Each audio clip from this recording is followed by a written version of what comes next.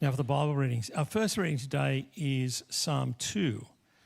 It's a song written about God's promised king to come. Why do the nations conspire and the peoples plot in vain? The kings of the earth rise up and the rulers band together against the Lord and against his anointed, saying, "Let us break their chains and throw off their shackles." The one enthroned in heaven laughs. The Lord scoffs at them. He rebukes them in his anger and terrifies them in his wrath, saying, "I have installed my king on Zion, my holy mountain. I will proclaim the Lord's decree. He said to me, 'You are my son. Today I have become your father. Ask me, and I will make the nations your inheritance, the ends of the earth your possession. You will break them with a rod of iron. You will dash them to pieces like pottery. Therefore, you kings, be wise. Be warned, you rulers of the earth. Serve the Lord with fear and celebrate his rule with trembling. Kiss his son, or he will be angry, and your way will lead to your destruction. For his wrath can flare up in a moment. Blessed all who take refuge in him." Next reading is Matthew 2. We began our series in Matthew's Gospel last week. Our second reading is Matthew 2.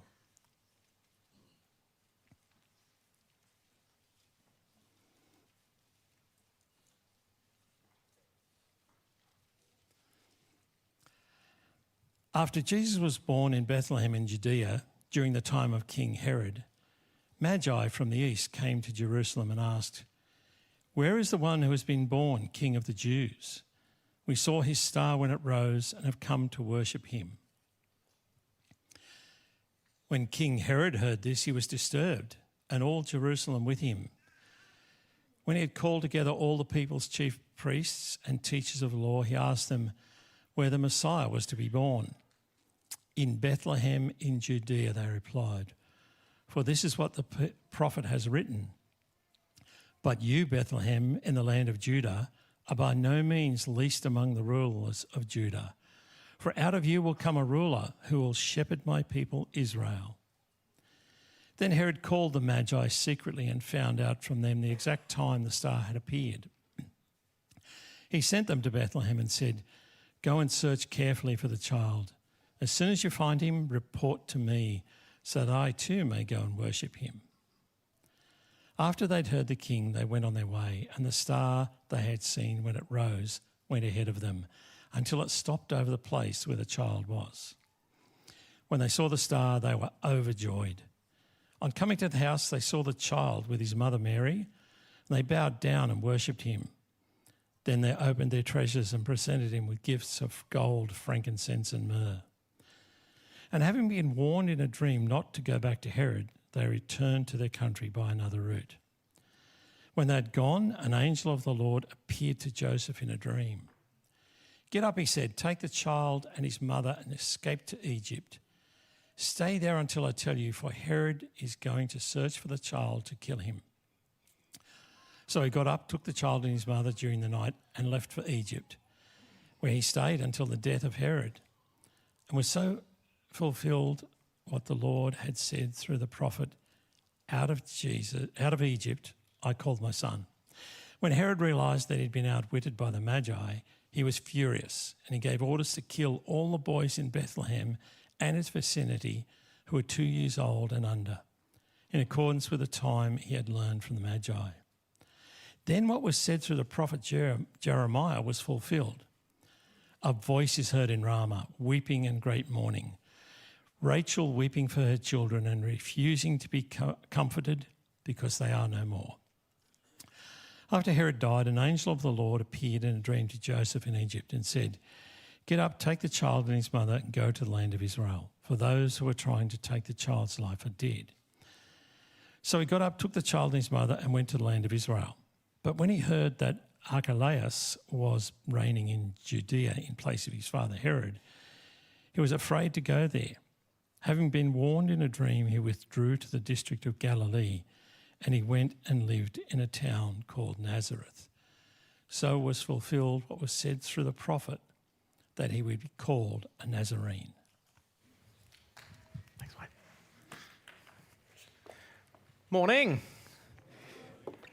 It's good to be with us this morning. My name's Jordan. I'm one of the pastors here, and I'm new, so if you're stressing out about why some random is up the front, that's me. Hopefully I'll be able to get around and meet you all soon. But yes, we are new. My family and I, we've recently moved back up to the coast. We were in Sydney for a couple of years, and there's a lot of things I do not miss about Sydney, but there are a couple of things I do currently, and food was one of them.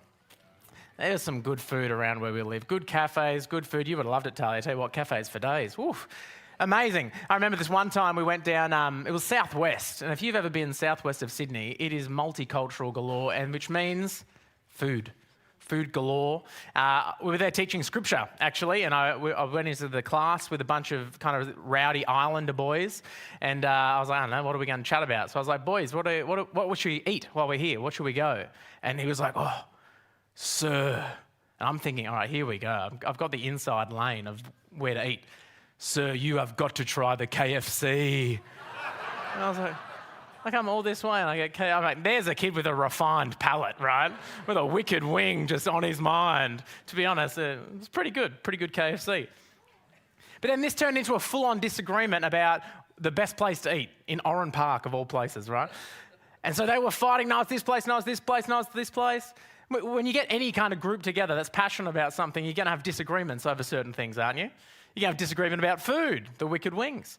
You can have disagreements about music, about schooling, about politics. I can prove it right now. Who voted for... No, we're not going to do that. Woo!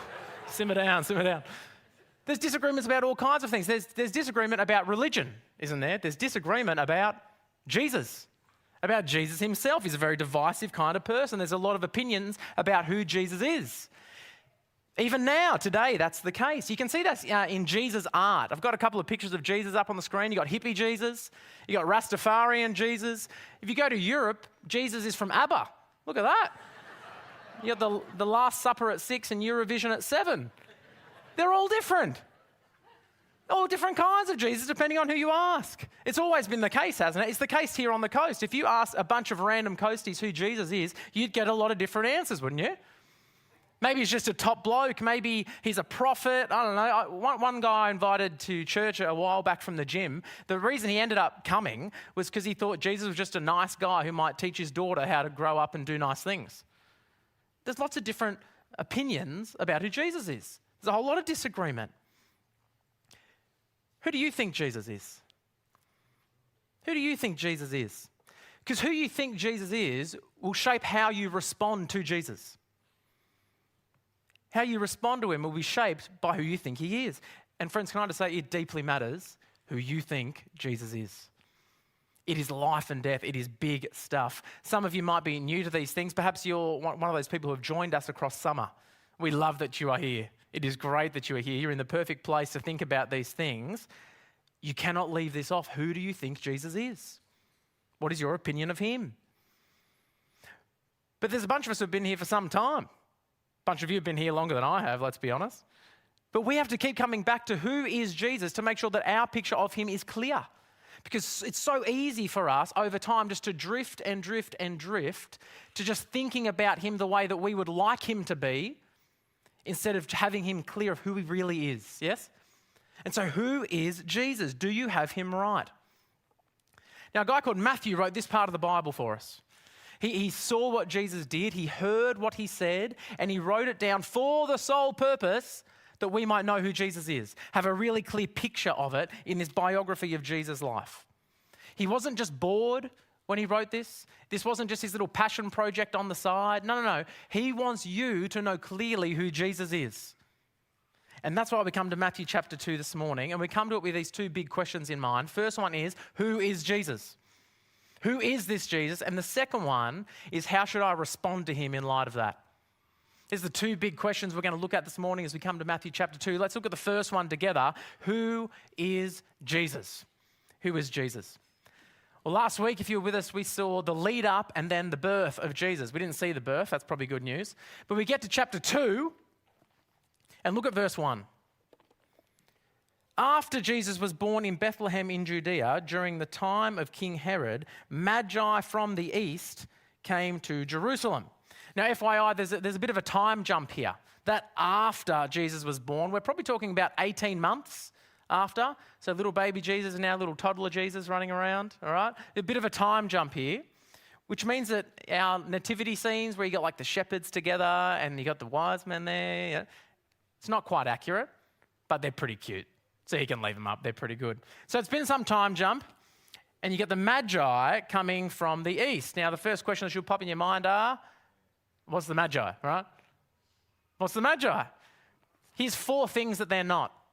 Number 1, they're not anything to do with the brand of noodles. No Magi there. Number 2, they're not Jewish. They're not Jewish. Number 3, they're not kings. Unlike our classic Christmas, the Christmas song, We Three Kings. I don't know who they are. It's not these guys. These guys are more like spiritual stargazers. They're the kind of people who loved researching all different spiritual practices. They had their heads in all the books about this, but they also kind of liked astrology. They like to look at the stars and plan those things out. They'd be the kind of person now who'd be listening to, 3-hour spiritual podcasts and telling you all about it.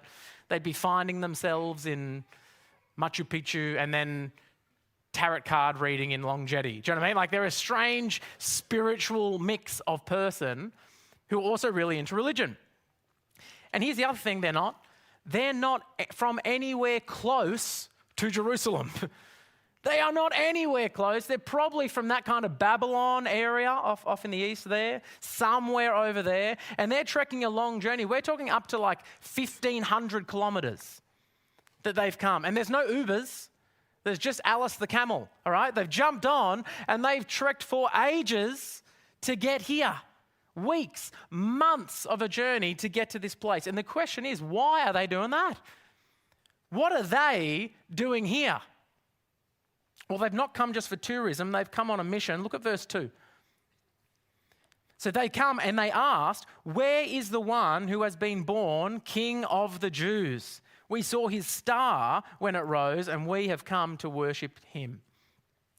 Now, I mentioned that these people, they had their heads in their books. They kind of liked different religions and sussing them out. It's probably the fact that they've heard about, from the Old Testament and reading, they've heard that the promised king was coming. That someone was coming who was going to reign over the nations. That one was born. And somehow they've linked this star coming to him. And so they followed it. Here's the thing. This king, though, was waited for from the Jews. They have been waiting for this king. This is their promised king. And so surely, with these people here saying that the time has come, surely they're pretty stoked about the news, yeah? Look at verse 3. When King Herod heard this, he was disturbed. Disturbed, and all Jerusalem with him. Probably not the reaction that the Magi were bargaining for, right? They were probably waiting for a little bit more excitement than that. Now, King Herod isn't a Jew, but he's been put in charge of this area in Judea. And so at the time, he's the king of the Jews, in one sense, isn't he? He's the king of the Jews. And so you can imagine that he's a little bit surprised when some people come to him saying, we're looking for the king of the Jews. He's going, what am I, chopped liver? Like, that's me. What's going on? But why, did you notice there? He's disturbed, that kind of makes sense, but why all Jerusalem with him? That's a strange little note there, isn't it? Why all Jerusalem with him? Well, we've got a fair bit of info about this King Herod from outside of the Bible, as well as in it, but from outside of the Bible. He's a real guy from a real place in real history. He also happens to be, at the moment, my son's favourite Bible character, which is very disturbing, as you'll come to see in a moment. King Herod was a brutal man. He was a brutal man. He was known for violent outbursts. There's this story that's recorded of him one time as a young bloke. He went off and he killed a bunch of robbers. No trial, no court, just killed them. And so he gets sent to court. And people try to lock him up for doing this, as you would imagine, but he gets off. He then later becomes king. So what does he do as king? He goes back to the court that tried to lock him up and he kills them all. This is a violent man. This is an angry man. He's a psycho. And it gets worse in his old age. It just gets worse and worse and worse. He had his brother-in-law drowned. He executed his uncle. He killed his wife. He killed his sons and his in-laws. The in-laws you can, Sympathise. I'm kidding. All right? Whew. He is a brutal man, isn't he? He is crazy. He's unhinged. And eventually, if you kept reading it, as we had it so beautifully read for us before, you'll see that in his anger of this king that he's heard of, he tries to kill him. And instead of just trying to find this one, he goes, I better hedge my bets. I'm going to try and kill all of the children under 2. Do you have a picture of this man? This is a crazy, violent man. And so is there any worry? Is there any wonder that the town is concerned when he is concerned? They are What is this guy going to do? They are freaking out. The city was right to be worried about what he's going to do. And just very briefly, just note how neatly Matthew's account of this man matches with the rest of history's account, right? We know that this man is brutal and violent from outside of the Bible. And so as Matthew writes about him, it makes perfect sense that this is like he is. Because when we come to the Bible, we're not dealing with fluffy fairy tales, we're dealing with history. Real history, real people, real times, real places. And so the Magi come to him and they ask where the real king is. And Herod has kind of the right idea. Verse 4, look at what does he do? He asks the chief priests and the teachers of the law, they should know. And what do they say, verse 5? Where's this one to be born? In Bethlehem in Judea, for this is what the prophet has written. That's how they know. That's what the Old Testament says. They've waited for this one and there it is. And they go on to quote from Micah chapter 5. It's an Old Testament prophet. And once you see that he's done it here, that Matthew's recorded it in this way here, you'll start to notice that he does it all throughout the chapter, doesn't he? Time and time again. You got that one in verse 5. This is what the prophet has written. Look at verse 15. Scan down.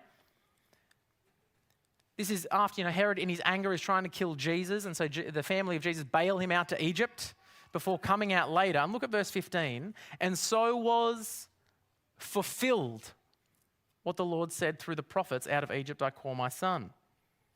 Look at verse 17. Then what was said through the prophet Jeremiah was fulfilled. And the very last verse of our chapter, look at verse 23 there. He goes to where he would eventually grow up in Nazareth. So was fulfilled what was said through the prophets. Can you see the theme? You can't really miss it because Matthew repeats it. So was fulfilled. So was fulfilled. That's what the prophet said. So was fulfilled. He's trying to bring something to our attention here. The Old Testament promises are fulfilled in this one Jesus. It is pointing to him. This Jesus, the one who the Magi have come to find, he is a big deal. He hasn't just popped up out of nowhere.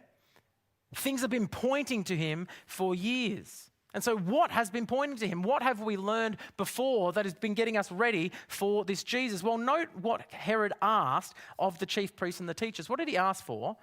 Where the Messiah was to be born. The Messiah. That's the same word for Christ, if you've heard that. Messiah, Christ. It just means God's anointed one, his king. Where's God's king to be born? The one who would come to reign over his people. The one who would come to reign over the whole earth. Which is why the Magi come asking, where's the king to be born? See it? King, Messiah, Christ, anointed one. There is the great promise of the Old Testament. That God would send his king to reign. To bring his people together. Let's go look at one of those prophecies in detail. Come to Micah chapter 5 and let's see it in its own context. Keep a finger or a toe or something, keep it in Matthew. We'll come back to it.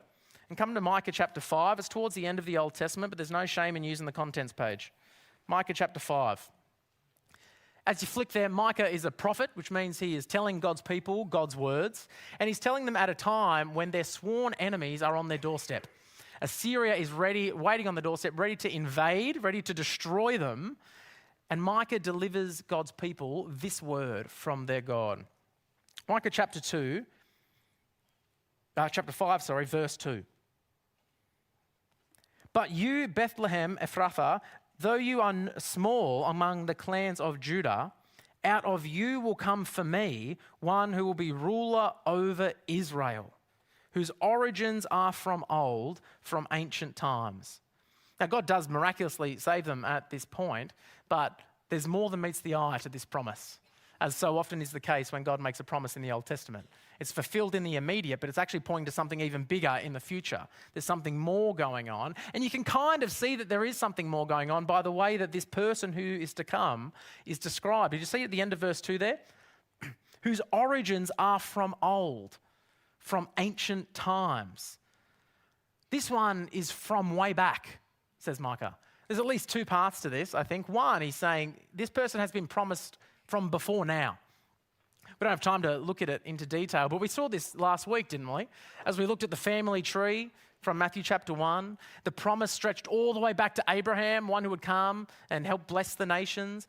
Keep following that through to Samuel chapter 7, the promise to David that the forever eternal king would come. I think Mike is picking up on this. His origins are from old. We're talking about that promised king is the one that's going to come. But secondly, it's not just been promised from before this moment. I think Mike is hinting here that this is not just any ordinary king.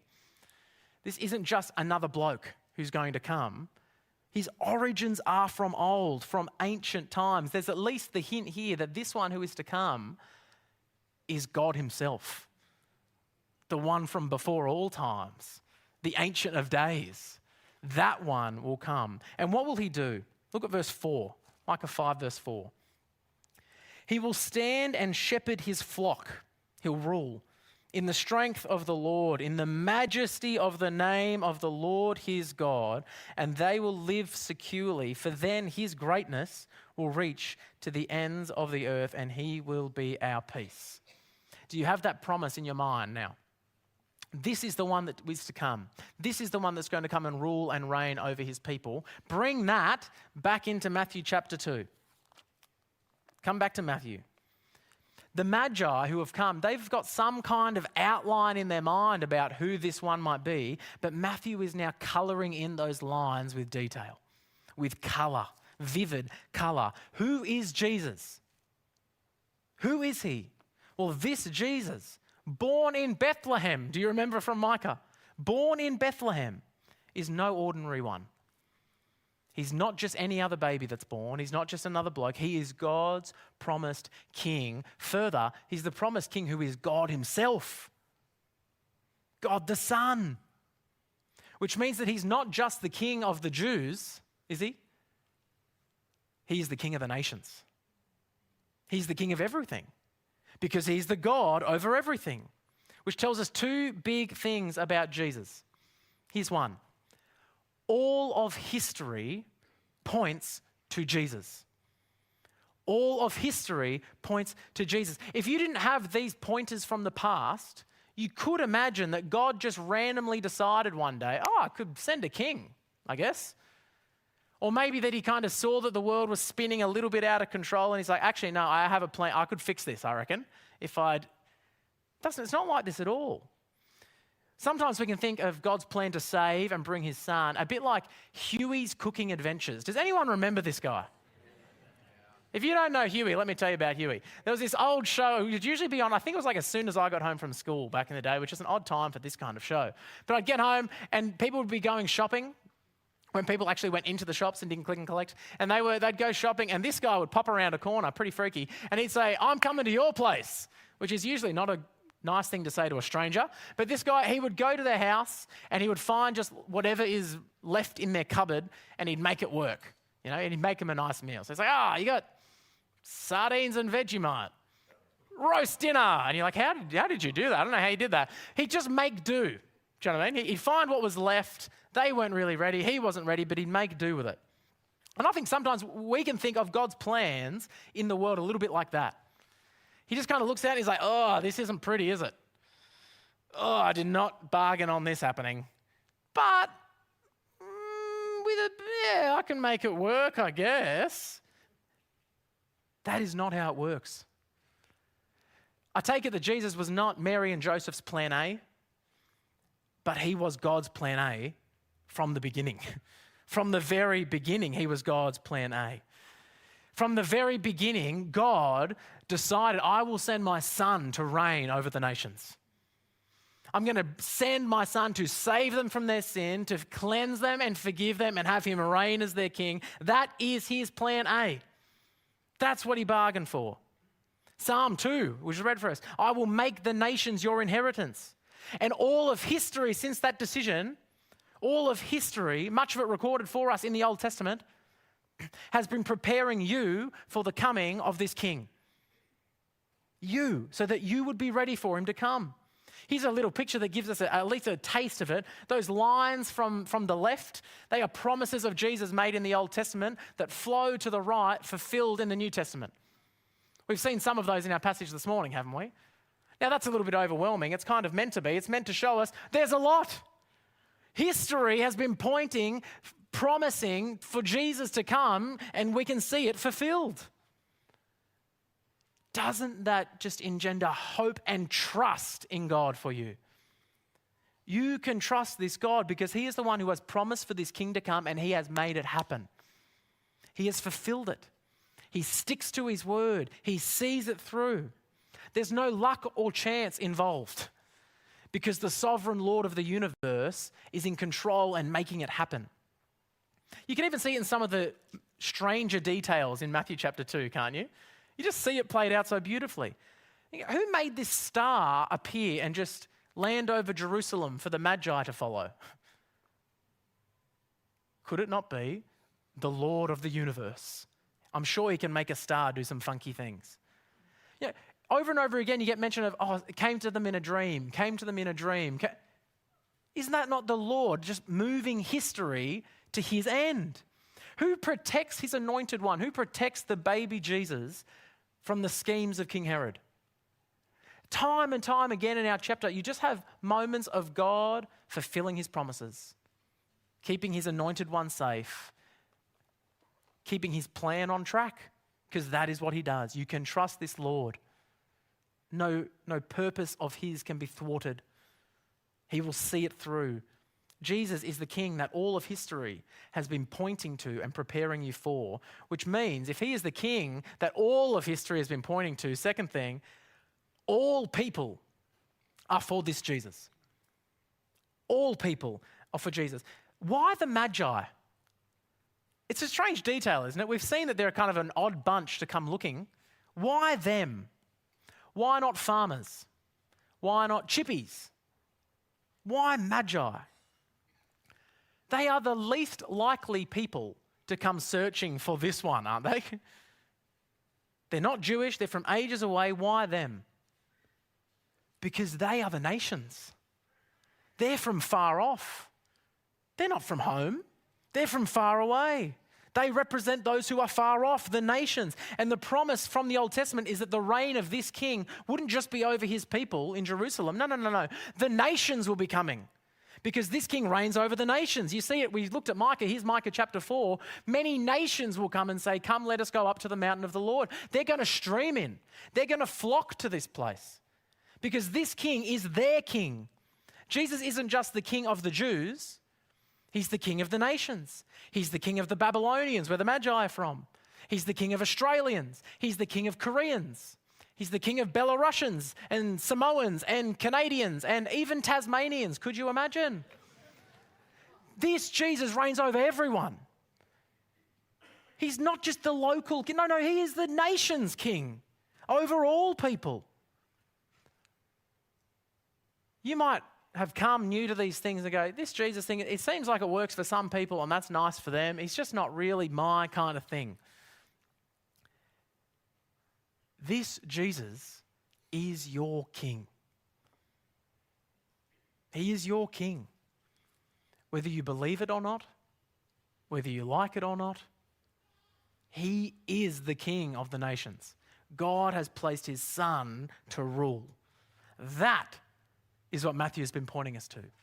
That is the answer to the question of who is Jesus? The king of the nations that all of history has been pointing to. There's our first big question, who is Jesus? And the natural second one is this, isn't it? Well, how do I respond to Jesus? How will I respond to Jesus? How will you respond to Jesus? What will you do with this news? I wonder what goes on for you as you hear it. what goes on inside of you as you hear of the reign of this king over your life, that there is one to whom you answer to. There's one to whom you belong. There's one who actually has charge of your life, who rules over you. What goes on as you hear that news? I want to highlight 3 possibilities. I'm sure there's more, but I think at least 3 come up from our passage. Here's the first possible response. It's anger. It's anger. That's the response of King Herod, isn't it? He's angry. Verse 3, he's disturbed, he's troubled. Verse 8, he acts as if he wants to go and worship the king, but he secretly just wants to go and kill him.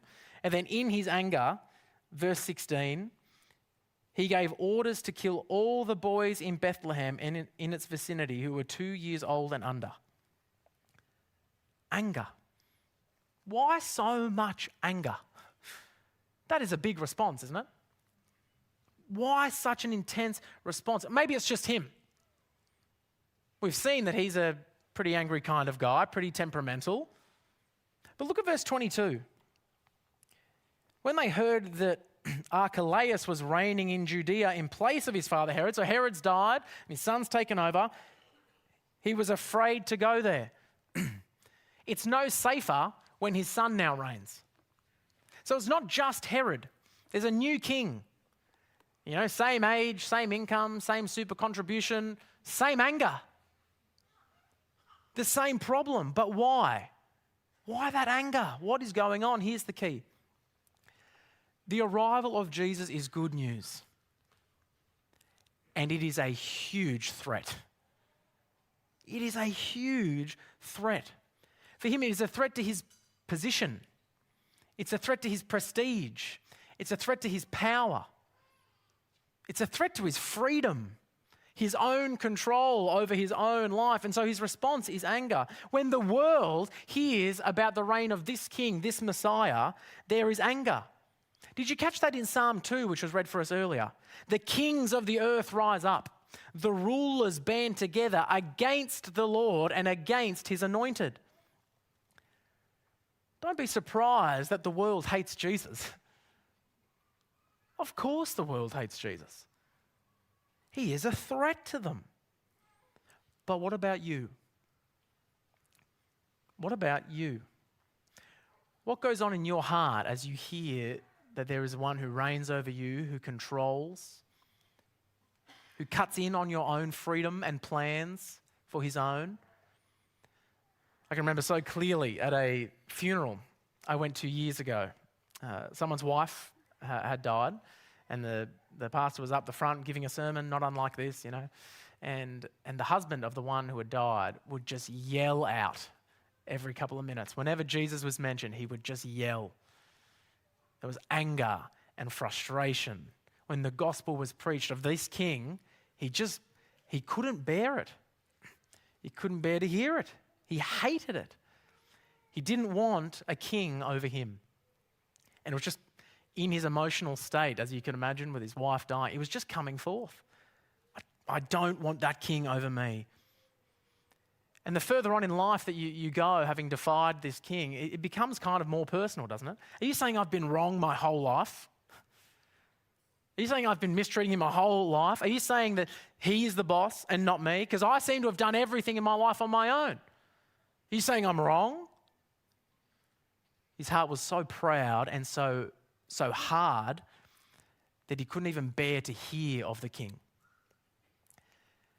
Now that will show itself more readily in some than in others, but I take in all of us there is at least a seed of that, isn't there? I do not want a king over me. I want to rule my life. That's what I want. I want freedom. I set up my life in such a way that I try and get as much freedom and I can make as many decisions as I can make for me, for my family. I'm the one in charge. I don't want someone over me. And you're saying there is one? Do you feel yourself just squirming a little at the thought inside? If so, there is something good to that. The good thing is you have caught at least partly who Jesus is.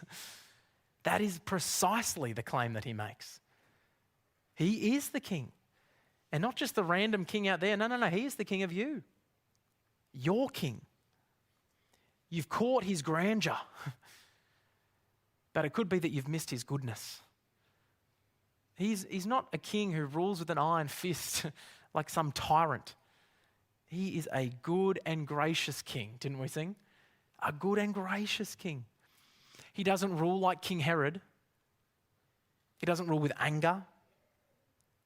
He is kind and good. Hear these words from later on in Matthew. This is Jesus, this king, who says, "Come to me, all who are weary, tired, and are burdened, weighed down, and I will give you rest." Rest. I am gentle and humble in heart, and you will find rest for your souls. Don't you want rest for your soul? That's the kind of king who brings it. He is a good king. And as we'll come to see as we keep trekking and making our way through Matthew, it is his death in our place that gets us this rest. The king who would lay down his life. Isn't that the kind of king that you want? That is the king you have. To follow him isn't to lose freedom. No. It is to find it. It's to gain life, not lose it. So if you are in that place of thinking about this king, if you're not sure that you've gotten him right, you're not sure that you've responded to him the way that you think you should have, come to Jesus. Can I offer my invite as well to life this week? Tuesday night, I'll be there. A bunch of others will be there. We'll keep digging into who this man is. Come along. There's the first one, but you might be sitting there and just going, I'm not that angry about it. That sounds pretty intense, actually. It's just not really a huge deal for me.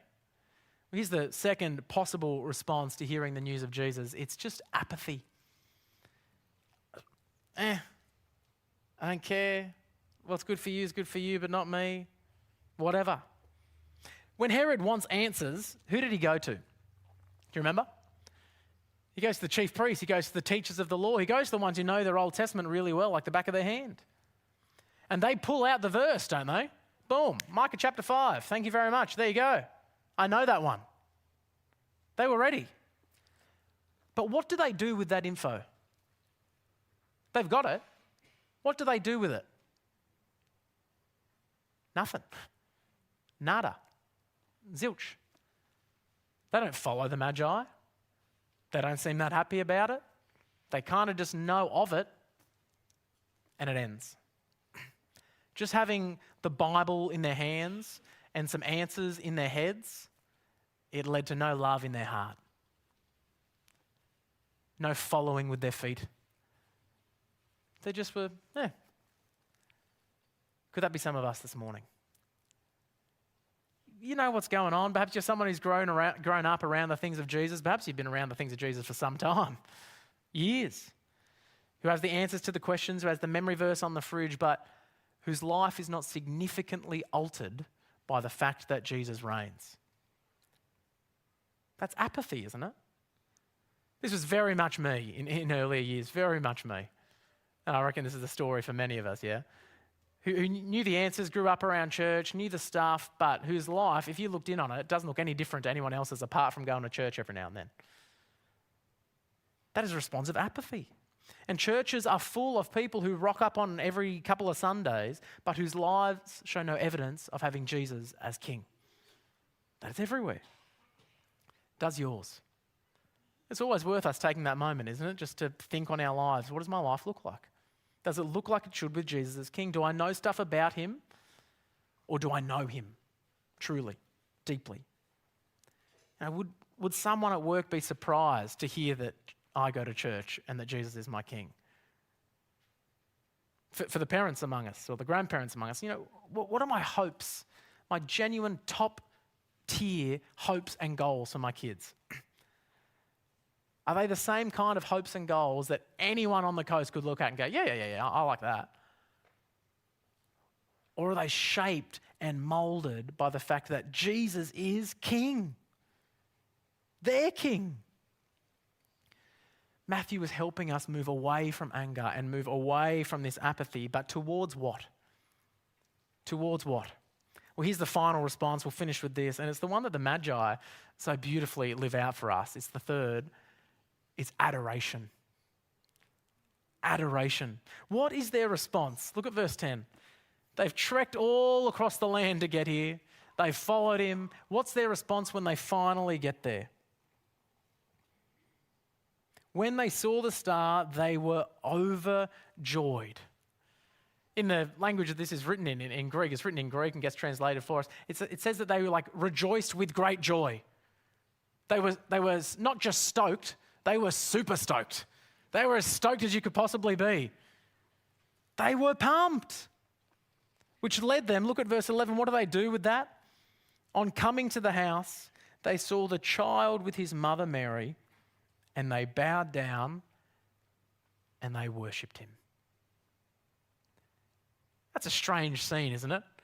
Coming up to the bedside of a toddler to worship. That takes some humility, doesn't it? Adoration. They adore this king. They love this king. They rejoice with great joy. They are super stoked. Brothers and sisters, when you hear of the news of this king, what goes on in your heart? Is it yeah, it's good?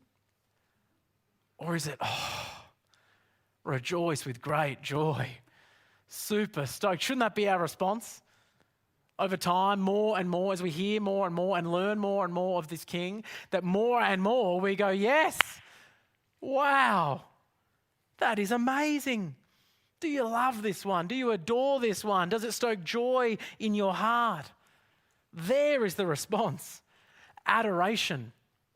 An adoration in our heart that leads our whole life to be in humble service of that king, that causes us to come to him and bow down and worship.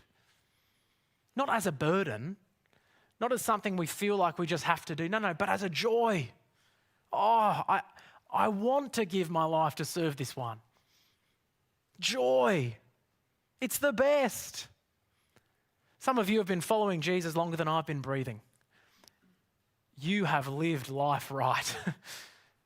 Isn't that the precise response that Jesus wants?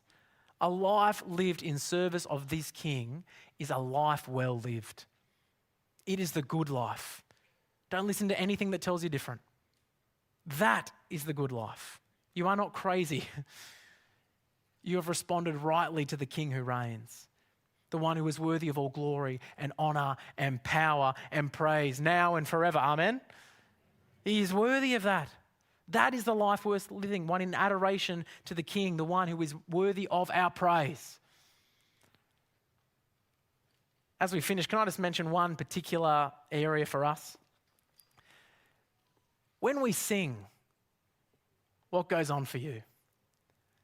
It's a bit of a strange thing we do, singing, isn't it? We don't often do it in groups outside of church, and we come to church and we sing. I get it, it's a little bit strange sometimes, but what goes in your heart as you sing?